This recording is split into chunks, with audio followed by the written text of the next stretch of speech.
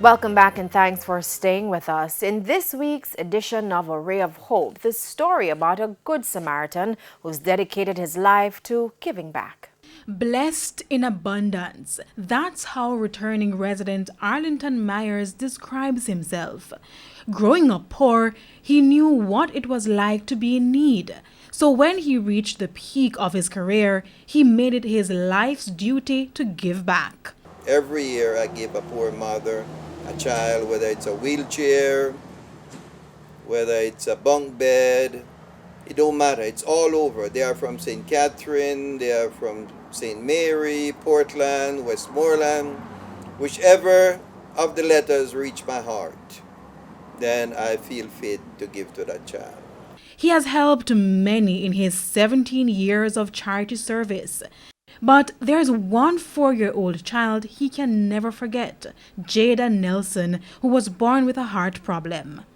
She did 4 surgeries at the Medical Associate Hospital in Boston, USA.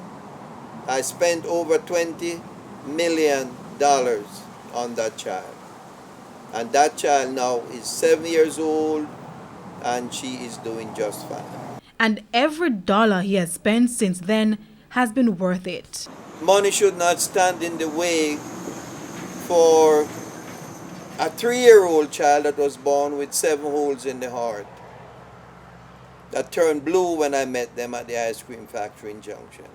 He recounts difficulties in getting help for a child, but he refused to give up. All of the things that I've done is very passionate. The 7-year-old from Southfield that had stroke, blindness in one eye, that was so passionate. I worked night and day, countless hours on the phone. I got rejects from 7 different hospitals in the United States. But I did not give up until I finally found a hospital in Tennessee that willing to take that child. He maintains a relationship with this child and finances her private education after missing 2 years of school. He's encouraging others like him to help those in need. I would encourage the returning resident of Jamaica, each branch in each parish, to go out and adopt a family, a child, and give back to them. We can afford it.